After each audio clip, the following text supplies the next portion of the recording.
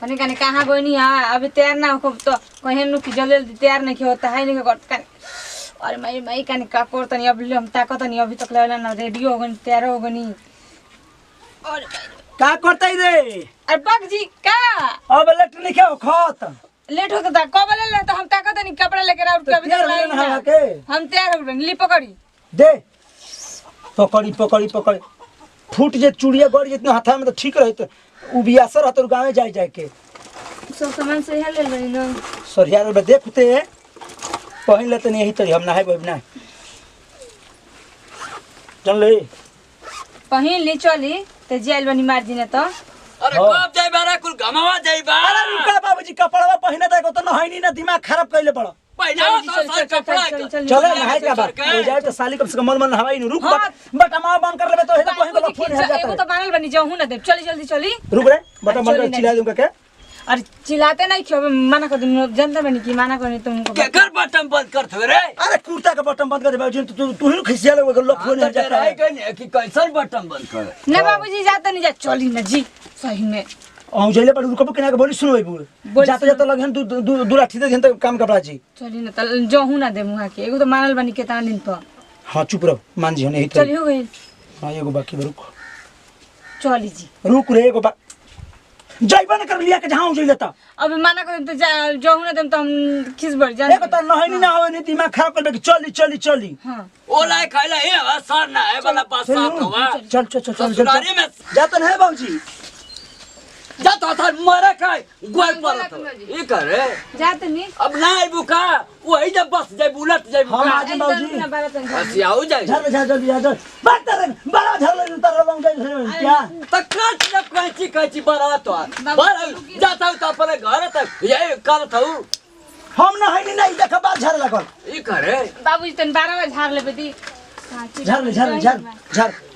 हम जइबो ना कर हम बताते हैं पहले बोला कर के गोड़िए छूट जेते जाई आ तनी रुकी ना का जेल बनी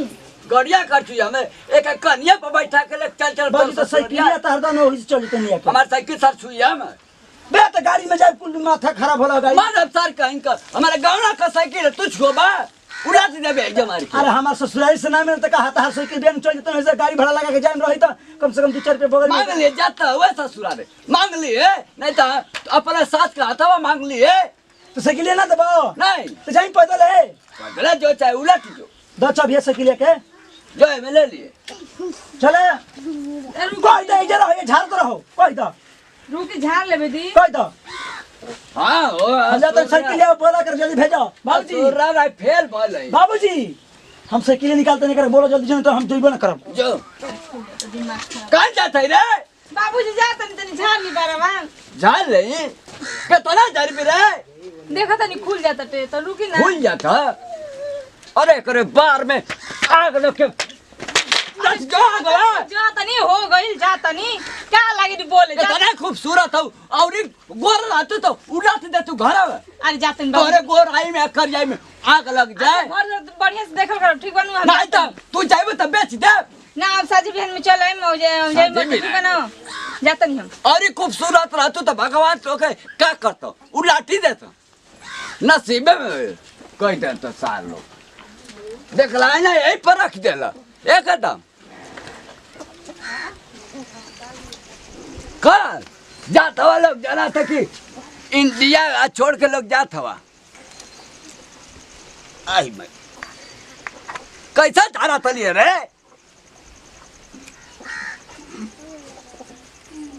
मरा लोग जा उल्टा लोग करवावा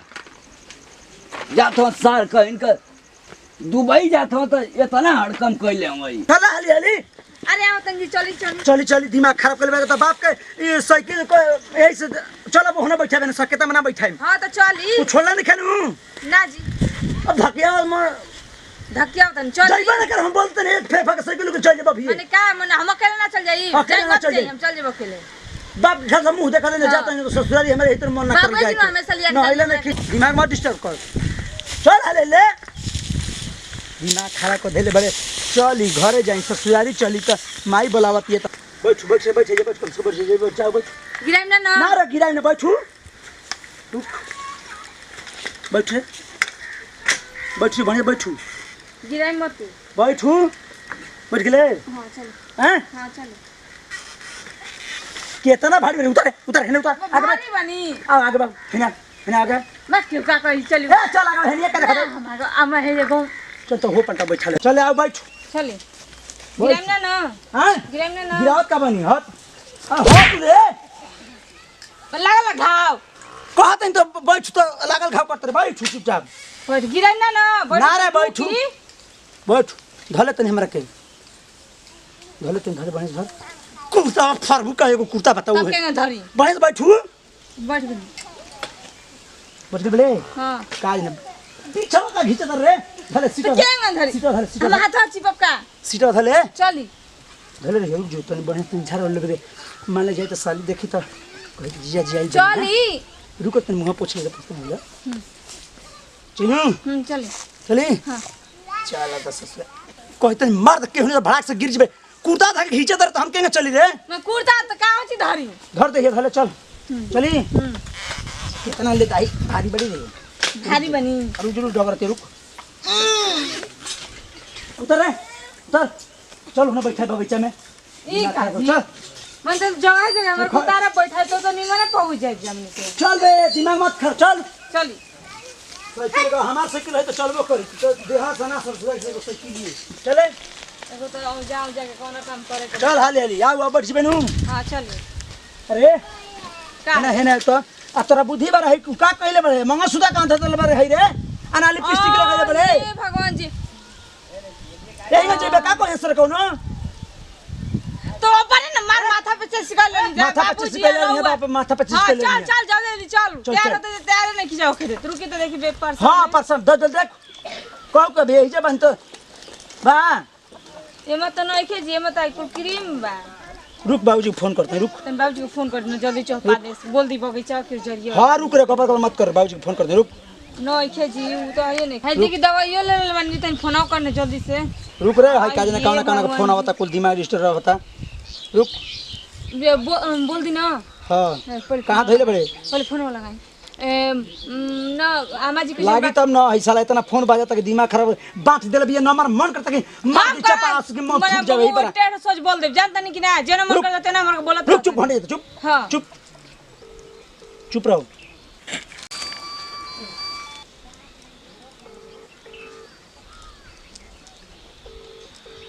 काज ने कहां बण भैंस खियाओ तो धो दल के मोबाइल तो दिक्कत हो जाई टोर टोर करती है हो रे उठाओ बाबूजी जल्दी से माल लिपस्टिक का मंगा सु छूटल बेकर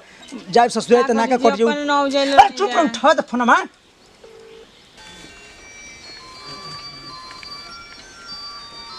दोबारा लगाते हैं रुक रे आज कैसा हम छोड़ देले है रे एक तो हम न हइतो ना करी हां आ दिमाग खराब कइले बड़े को बेला दिमाग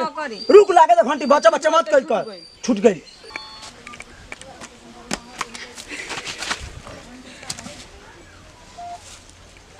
हेलो छु कौन का कहिया से कोनो बोलता का कहिया से रे काज ना कहां हेलो बाबूजी कहो सर नौकर रखले हवा का है हेलो बाबूजी बाबूजी ए बाबूजी कहानी अनु बाबूजी की ई सामानवा छूट छोड़ देले बिया हो सुनी ना मंगलसूत्र आमा जी के बक्सा में पुरनका वाला में बाटे ले ना तही बोल ले बोल अरे कहो माई तो लिपस्टिक भुला गल हो तो हमसे लिपस्टिक मंगाओ तो तोरे लिपस्टिक में आग लग जाए बाबूजी हम लाज लागता कहानी के डहरिया में है गहुआ जना खूब लागल बन घन नु ओ ने डहरिया तक पहुंचल बनी बाबूजी का कहला कि अब तार से कोई न कहीं लिपस्टिक के बा कपड़े ला मार चपला से ए बाबूजी खपड़ैला पर रखले हैं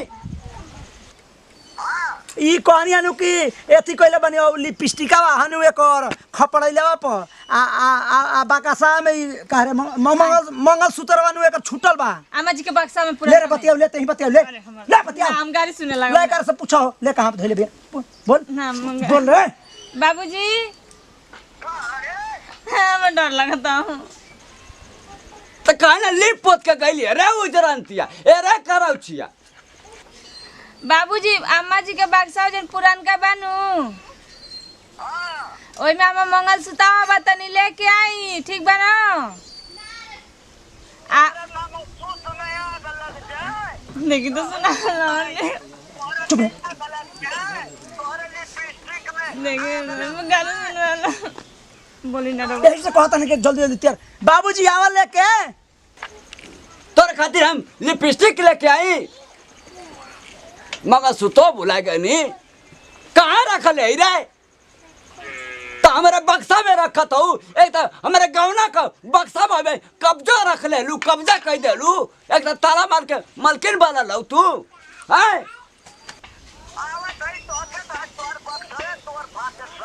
ए बाबूजी तो हमार का गलती बा हो तू ही नु कहला कि सार जा जल्दी जानता अनहार होता तू ही नु कहला हां ये उजरंतिया तोर जात है अपना नहीं यार तो का प्लान बना के जाती का कि बुढ़ावा से लिपस्टिक का मंगलसूत्र रुआई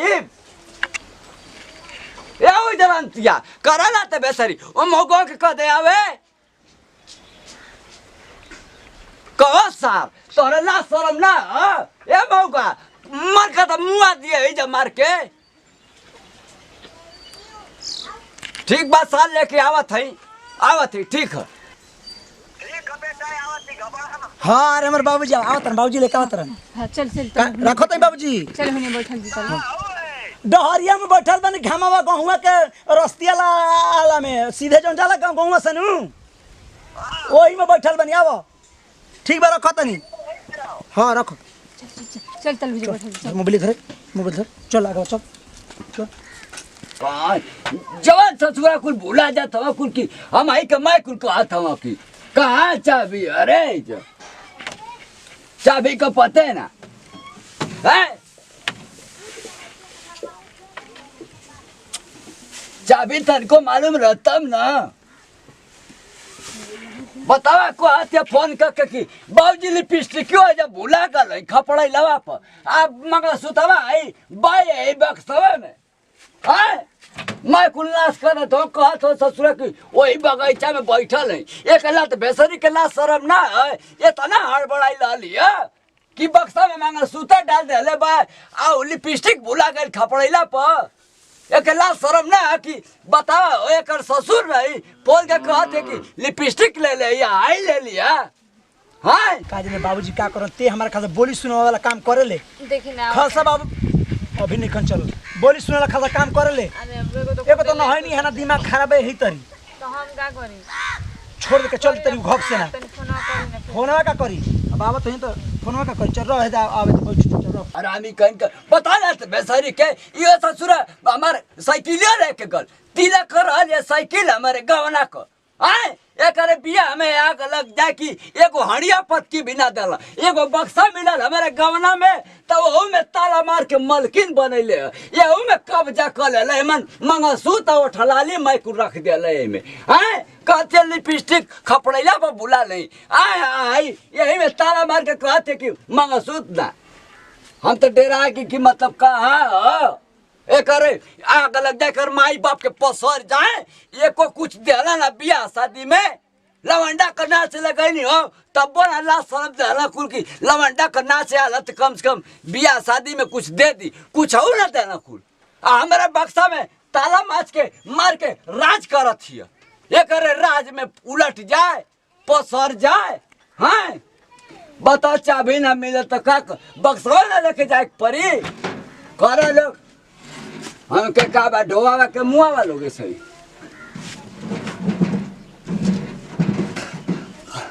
मुआरक सर तोलंग बुला और हमके ढोवा लोग यही सही हां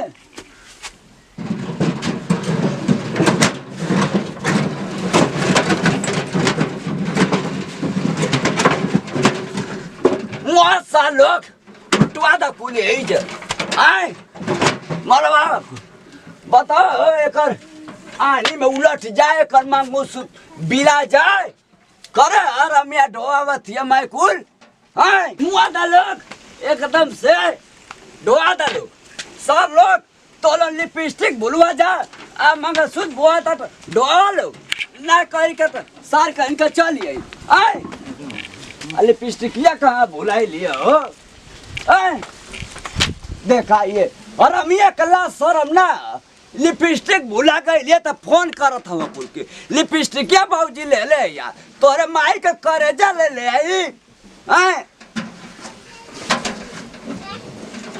आए माई जरा लोग उल्टवावा देखा मुआ दा लोग जवन में हरानु कर लिपस्टिक की बुढ़ापो में करिया टेढ़ करवा उलट जा मर जा लोग तोरे ओठलाली में आग लग जाए लिपस्टिक में धुआं फेंक दे तोरे मांगुल उलट जा मांगा सूत्र में और हम ये लटखौनिया दिमाग लायल आए कुकुरी बेशर्मिया बताओ हमारे गाँव का बक्सा बा यहू में मलकाइन हो गई मैं कुल राज करत साइकिलों में राज कर दिला कहाँ है वो सार आए तब से कौन है में वो तला दूर से आवत है सार कहीं का तही पर कसवा कहाँ के ले लाइला हो तोरे माई के खजा ले बाबूजी बक्सा उठा लिया एमे मस्त बाजी आए सर अथवा मांगत हवा सर आए डक्करे जा होला हम चोथ कहाँ मैं ढोत है कहो लग करू तोरे ला शरम ना हमरे गौने के बक्से में मैं तोर मंग सूते उठला बा जब उलट दे बाबूजी दी चाबिया दी ले ले ले हम के पट ले रे बाबूजी दे तोरे यहाँ का लग जाए ले फसक में आए सही में ना तू खार दिहला नहीं दी हो चाबिया खार देला चाबिया तोरे दी। मैया ता तोरे ला शरम ना रे कि एगो बूढ़ पुरानिया तरसत बा आ तोन के मैं अक्सा बक्सा बा ढोआ दे लकुन बाबूजी चाबिया हाँ। के बक्सा फिर ले जाई बक्सा। निकाल ली मंगसतवा चाबिया ना रोना लेके आनी हां कहाँ चाबिया रे आई भगवान जी तो बक्सा काहे ला उठा लियनी हो जा मैं और ये में ना देखनी है टंगल रहनी है बाबूजी खासा बोली काहे सुनो ना सर काहे ना फोन कर कि चलल होता तो काहे ना फोन कर कि आओ बाबूजी फिर तोरा ससुराले पहुंचा देले होती के सर मौगाओ बाबूजी दी ना हाँ। चाबिया चले ता हमार के दोस्त हो को अपन हुरियले बड़ जल्दी जो बोले अरे चुप रही ना चुप तही पर मैं हुआ तो भेजा चाप के भाई ने 2 मिनट में दी बाबूजी चाबिया दी हमार का तुम्हारा करके कैसा चाबी रे बक्सा के हई लटका को घोड़ा ले काइल बड़ा हई तले हमरे कागजो में चाबिया निकाल ले कागजो में ले निकाल चाबिया चाबिया नहीं खिले के आइल तो चाबी कहाँ रे आई ये भगवान जी टंगल रहनी और ये में ना लौकल हो चाबी बक्सा के कोने में तो टंगल रहनी तो बनाओ थोड़ा तू मैं ढोआ देला चाबी अभी कुल जा तो ससुरारी तो पंचायत बट रहा था बाबूजी लिपस्टिक भूला गईली बाबूजी चाबी भूला गईली तो सारा बक्सा ढोआ के मुआ देला तो का मारा तनी झूठ मूठ के जा तो ससुराल तो ले जाओ उड़ावा के रोआ तो देख जो तो क्या निकली ससुराल साजा तो उड़ार पाइबा अरे है ना दी बाबूजी अरे ना तो बेचारी लिपस्टिक ला तोरे लिपस्टिक में आग लग दो मंगलसूत्र में भाई धुआं हो जा भट्ठा में चाबी ना लेके कोनो उपाय करी हमनी के ले तो बाबू जाई मारवाई बे कि चुपचाप खोलवाई बे चल बे जल्दी सेलेक्ट होई कि ना होई तो कैसे खुली दी चाबी नहीं खिले के क्या को जी दे इटवा ला इटवा दे दे दी के सौ चलल जे लेट होता डे ला ये करे तो सा चाप दे मुंह तो फिक जाइए भाई ने फाड़ दी कर कपड़ा ला आई टा पिटा तू रहता ला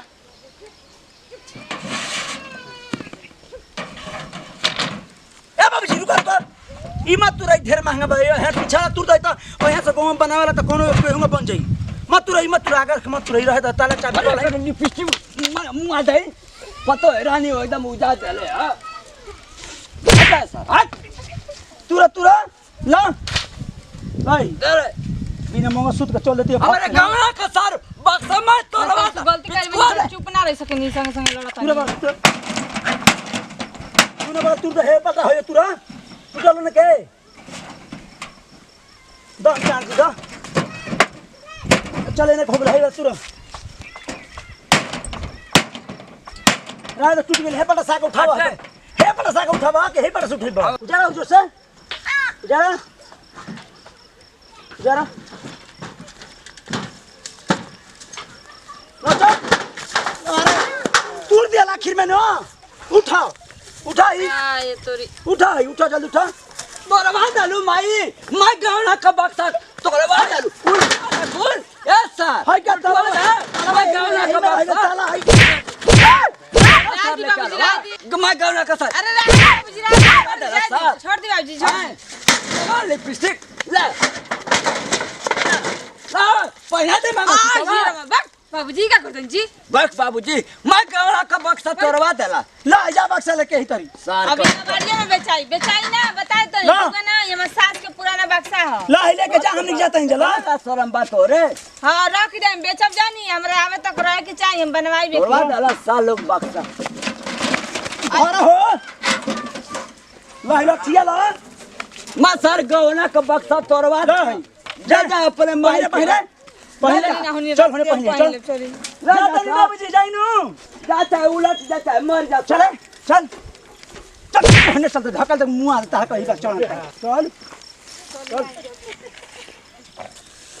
प्रणाम करते हैं भाई गोर छुको गोर लगते हैं हमरो लगे छोटका लड़का छोटका भाई खेसाई टू भाई खास कर हमारा खेसाई टू डिजिटल वर्ल्ड और नेहा म्यूजिकल सब्सक्राइब करिए